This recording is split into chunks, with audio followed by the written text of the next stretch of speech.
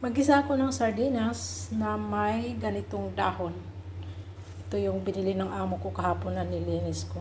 Porcelain. At gisa ko siya sa sibuyas, kamatis, bawang. Ilagay ang bawang. Isabay ko na ang sibuyas.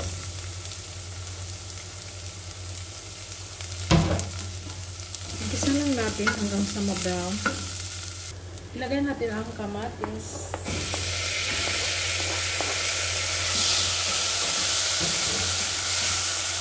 Ilagay ang sardinas. Lagyan ko siya ng kunting tubig. Ayan. Tapos, ilagay ko na lagyan ko na siya na nitong dahon na to. Pero hindi lahat kasi sobrang dami naman. Ayan. Tapos, lagyan natin ng miswa. Ayan. Isa't kalahati lang.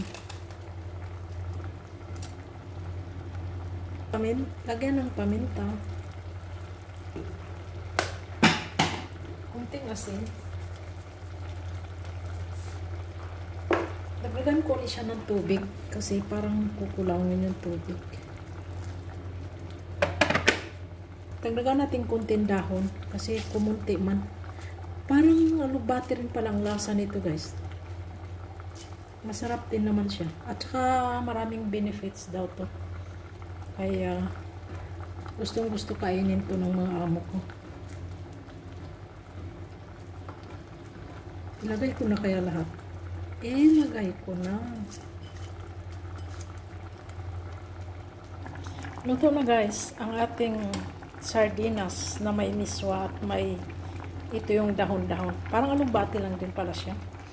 First time ko kasi ito isahog sa sardinas na may miswa. Ayan, kakain na ng tanghalian.